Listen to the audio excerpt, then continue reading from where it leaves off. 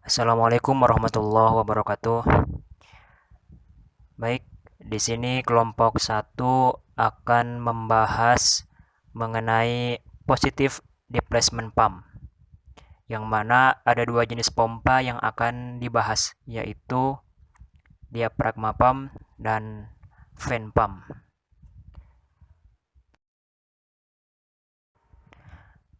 Baik, kita masuk ke pompa yang pertama, yaitu pompa diafragma. Gambarnya ada di sebelah kiri. Pompa diafragma termasuk pompa positive displacement atau pompa perpindahan positif. Pompa diafragma disebut sebagai pompa membran. Pompa ini bekerja dengan menggunakan campuran aksi balas karet. Nah, diafragma teflon atau termoplastik dan katup yang sesuai pada setiap permukaan diafragma itu berguna untuk mendorong fluida. Selanjutnya kita akan membahas mengenai aplikasi dari pompa diafragma.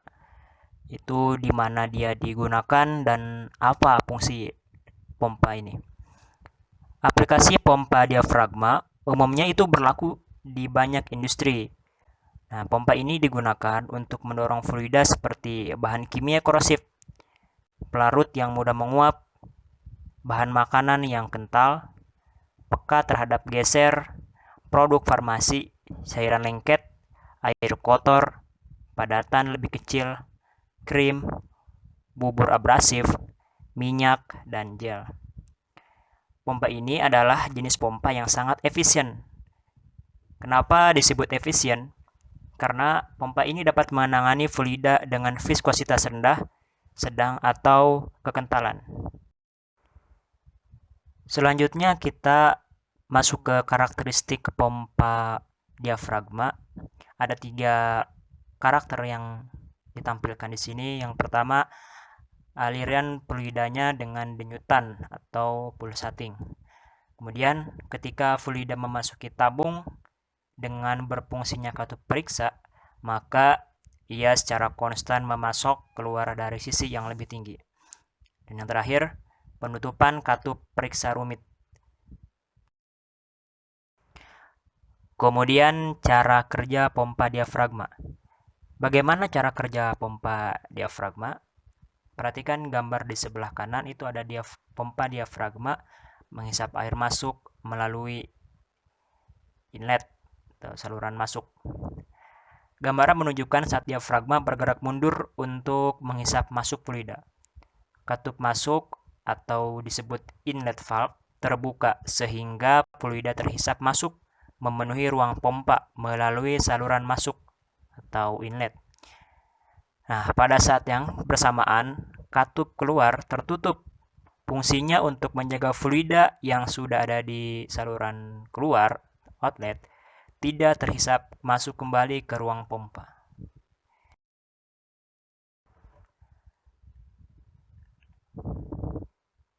Selanjutnya masih cara kerja pompa diafragma. Untuk kali ini pada gambar B menunjukkan diafragma mendorong air keluar melalui outlet. Gambar B menunjukkan saat diafragma bergerak maju untuk mendorong fluida keluar dari ruang pompa. Pada kondisi ini katup keluar atau outlet valve terbuka sehingga fluida keluar dari ruang pompa menuju saluran keluar. Dan pada saat yang bersamaan, katup masuk tertutup untuk menjaga agar fluida yang ada di ruang pompa tidak kembali ke sumbernya.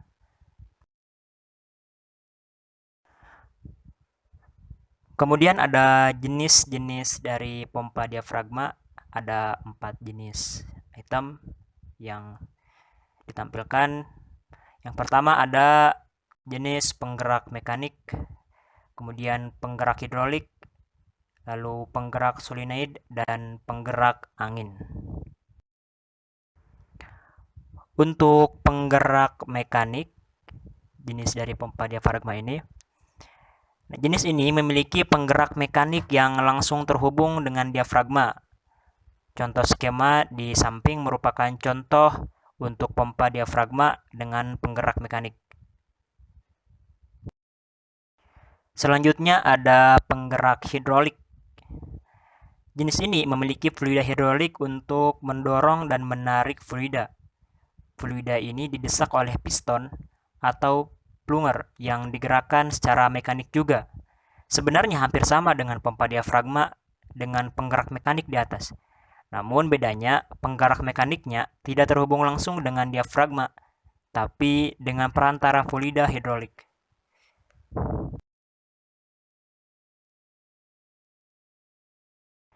Yang ketiga ada penggerak solenoid.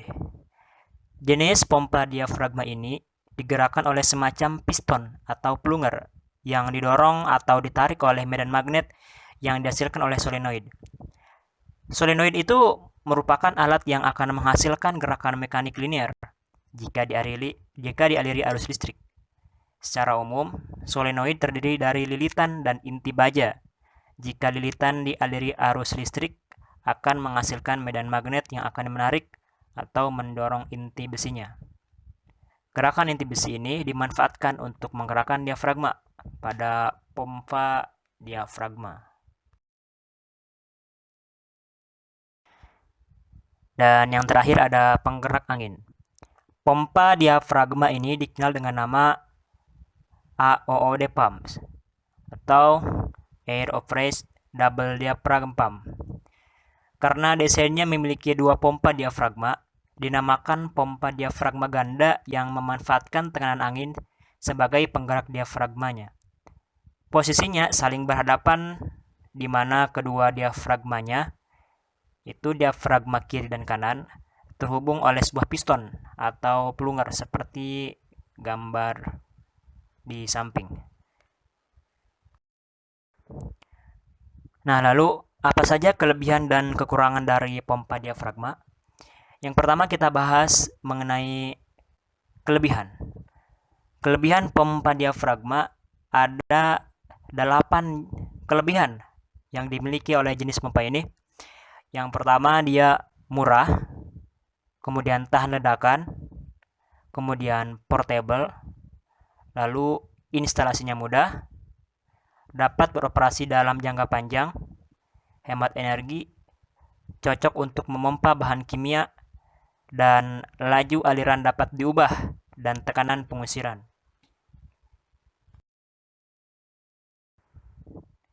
Sedangkan kelemahan dari pompa diafragma ada 3, yaitu yang pertama, sebagian besar pompa diafragma membutuhkan sekitar 20 kaki kubik khas untuk setiap menit dan 100 PSI asupan udara untuk beroperasi dengan kuat. Yang kedua, pompa ini cenderung tidak mendorong dengan sangat akurat pada ujung dasarnya. Dan yang ketiga, peredam harus diperbaiki di atas pompa untuk mengurangi denyut atau getar. Baik, selanjutnya kita masuk ke fan pump. Pompa fan adalah pompa yang termasuk dalam klasifikasi pompa rotary single rotor, yang di dalam rumah pompa berisi sebuah rotor berbentuk silinder yang mempunyai alur-alur lurus pada kelilingnya, yang diisi oleh bila-bila sudu yang dapat bergerak bebas.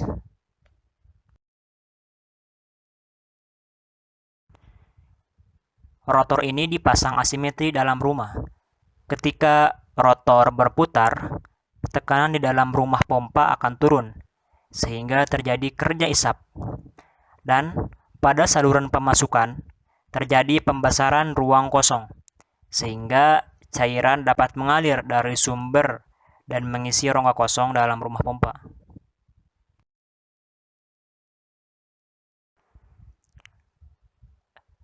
Fan pump tersedia dalam beberapa konfigurasi, dan di sini ada 4 konfigurasi fan pump.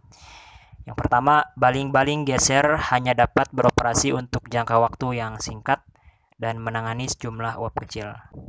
Kemudian, baling-baling yang fleksibel yang hanya dapat menangani padatan kecil tapi menciptakan vakum yang baik. Lalu baling-baling berayun, baling-baling berputar, dan yang terakhir baling-baling eksternal yang dapat menangani padatan yang besar. Lalu selanjutnya Fungsi fan pump. Fan pump berfungsi untuk membangkitkan tekanan hidrolis, di mana pada bagian atas pompa terdapat reservoir yang selalu terisi air dengan fluida khusus. Dan permukaan fluida harus selalu diperiksa secara teratur, yaitu temperatur fluida, adanya gelembung atau fluida menjadi keruh.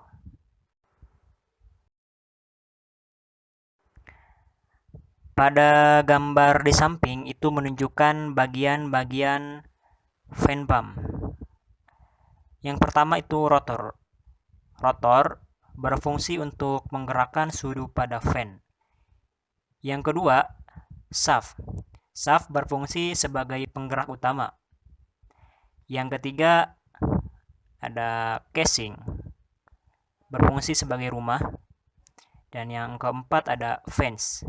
Fans berfungsi sebagai sudu ganda yang dapat ditekan satu sama yang lain dan ditempatkan pada alur-alur yang diatur secara radial. Prinsip kerja fan pump ada 6, sebagaimana ditampilkan juga pada gambar di samping. Yang pertama, itu sebuah rotor diposisikan secara eksentrik dalam rumah silinder pompa. Kemudian the free moving fans dimasukkan ke dalam banyak rotor slot. Nah, yang ketiga, ketika rotor memutar gaya sentrifugal, melemparkan baling-baling ke dinding silinder dan menciptakan ruang antar rotor dan silinder. Ketika rotor terus-menerus memutar volume bilik antara baling-baling terus berubah karena rotor diposisikan secara eksentrik. Kemudian dari inlet, itu yang ditunjukkan oleh nomor 5, ke outlet di nomor 6, volume ruang menjadi lebih besar dan kemudian lebih kecil. Selanjutnya, ketika volume menjadi lebih besar, maka vakum yang dihasilkan sebagai hasil dari rotasi baling-baling membuat udara memasuki ruangan dari saluran masuk inlet. Ketika ruangan menjadi lebih kecil karena udara tekanan dihasilkan di outlet.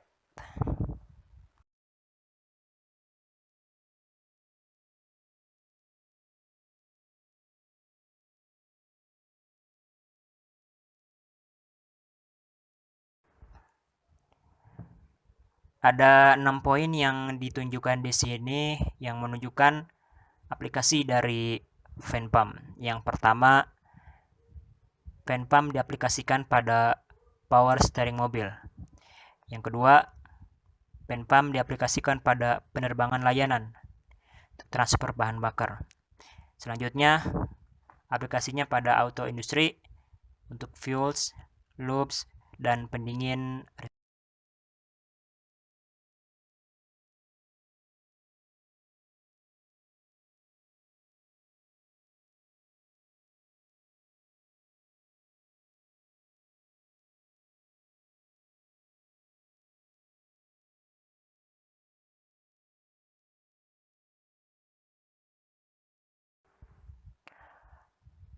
Kelebihan dari fan pump, yang pertama itu mengencerkan cairan pada tekanan tinggi. Yang kedua, mengkompensasi keausan melalui panjang baling-baling. Yang ketiga, dapat berputar pada putaran tinggi sehingga dimensinya relatif kecil. Yang keempat, getaran mekanisnya kecil. Lalu perawatan lebih sederhana, dan yang terakhir dapat mengalirkan debit yang lebih kontinu.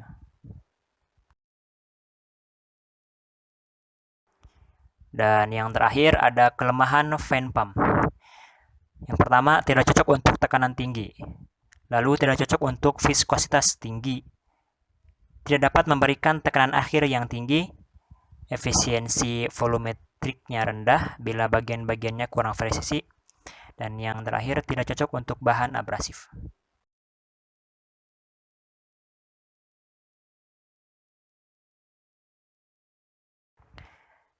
Sekian penjelasan dari kelompok 1 mengenai positive displacement pump, yaitu pompa diafragma dan fan pump.